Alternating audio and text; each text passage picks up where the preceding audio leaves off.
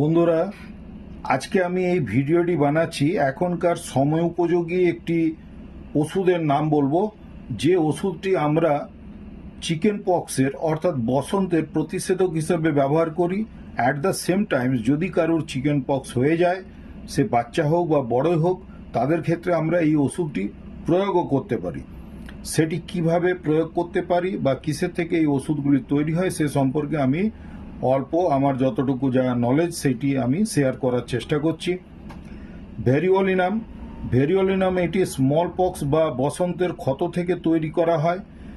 ভ্যাকসিনিনাম এইটিকে এইটির নাম হচ্ছে ভ্যাকসিনিনামটি কিন্তু গো বসন্তের ক্ষত থেকে এটি তৈরি করা হয়। এবং ম্যালেন্ড্রিনাম ওষুধটি ঘোড়ার পায়ের এক রকমের ক্ষত, বসন্তের ক্ষত থেকে এটি কিন্তু তৈরি করা হয়। তাহলে ভেরিওলিনাম, ভ্যাকসিনিনাম আর ম্যালেন্ড্রিনাম এই ওষুধগুলি কিন্তু আমরা এই সময়ে অনেককে প্রতিষেধক হিসাবে আমরা দিতে পারি। সেগুলি দেবার জন্যে বিভিন্ন জনের বিভিন্ন ধরনের আইডিয়া আছে।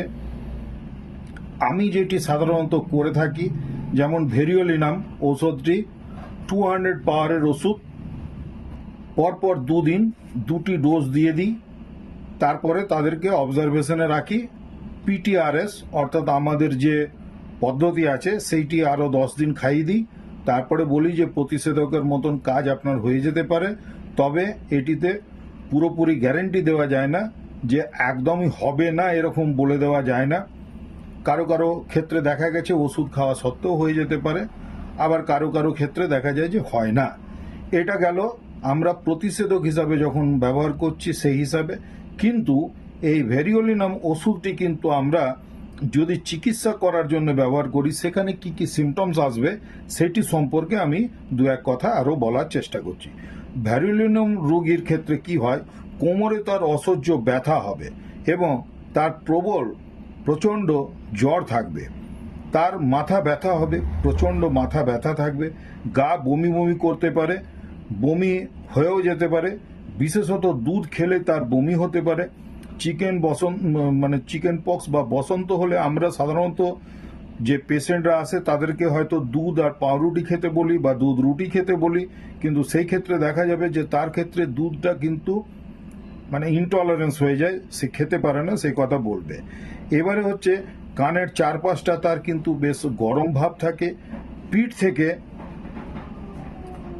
ঠান্ডা শীত করতে শুরু করে জ্বর আসে, জিভে কিন্তু তার একটি কোটিং দেখতে পাওয়া যাবে এবং রক্ত মেশানো বা সবুজ রঙের তার মলত্যাগ করছে, এই ধরনের তার কমপ্লেন আসতে পারে।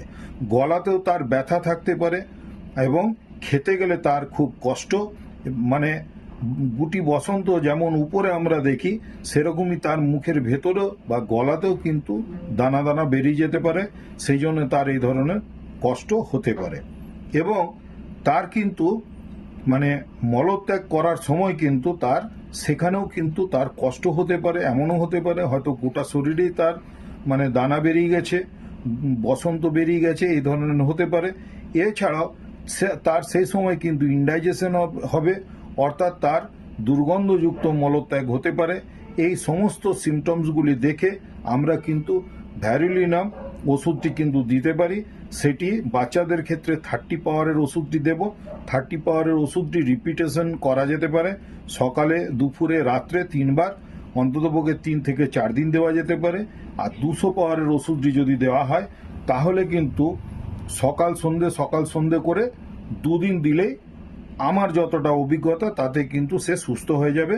বাকি পিটিআরএস দিয়ে 10 দিন অবজারভেশন পিরিয়ডে রাখতে হবে, যেটি আমাদের হোমিওপ্যাথির যে থিওরি আছে সেই অনুযায়ী। আশা করছি এই ভিডিওটি তোমাদের ভালো লাগলো। যদি ভালো লেগে থাকে তাহলে লাইক, শেয়ার, সাবস্ক্রাইব করে আমার সাথ দেওয়ার চেষ্টা করবে। আমি তাহলে আগামী দিনে তোমাদেরকে আরও এই ধরনের ভিডিও উপহার দেওয়ার চেষ্টা করব। ধন্যবাদ, সকলে ভালো থেকো, নিজের শরীরের যত্ন নিও।